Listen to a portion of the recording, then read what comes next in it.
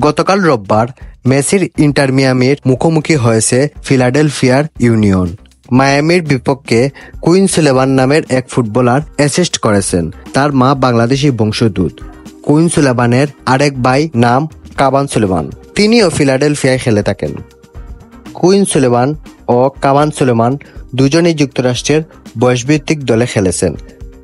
ধারণা করা হচ্ছে 2026 সালের বিশ্বকাপকে সামনে রেখে তাদের খুব শীঘ্রই যুক্তরাষ্ট্রের সিনিয়র দলে অভিষেক হবে। তাই চাইলেও তাদের দিকে বাফুফে হাত বাড়াতে পারছে না। তবে সুখবর একটি আছে, কাবান ও কুইনের আরও দুজন ভাই ফুটবলার। একজনের নাম রুনান সুলেমান ও অন্যজনের নাম ডেকলান সুলেমান।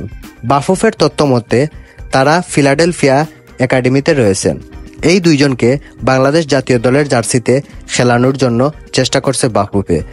সম্প্রতি হামজা চৌধুরী বাংলাদেশের হয়ে খেলার পর থেকে বিদেশে অবস্থানরত বাংলাদেশি সংশ্লিষ্ট ফুটবলারদের পাওয়ার জন্য আপ্রাণ চেষ্টা করছে বাফুফে। তারই ধারাবাহিকতায় রুনান ও ডিকলানের প্রসঙ্গ এসেছে।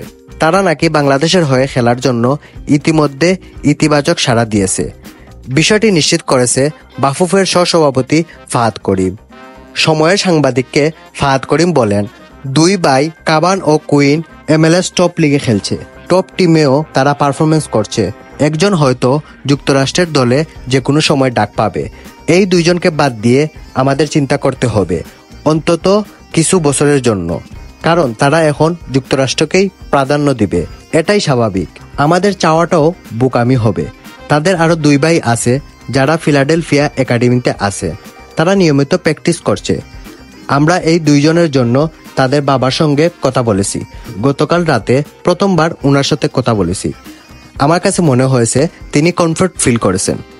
রুনান ও ডিকলান এখন পর্যন্ত অন্য কোনো দেশের হয়ে প্রতিনিধিত্ব না করায় লাল সবুজের জার্সি গায়ে খেলতে তাদের কোনো বাধ্যবাধকতা নাই। কিভাবে তাদের বাংলাদেশি পাসপোর্ট করে দেওয়া যায় সে বিষয়ে দ্রুত পদক্ষেপ নিতে চায় বাফুফে। ওরা ইন্টারেস্টেড, যদি টাইমলাইনটা ম্যাচ করে তারা আসতে রাজি।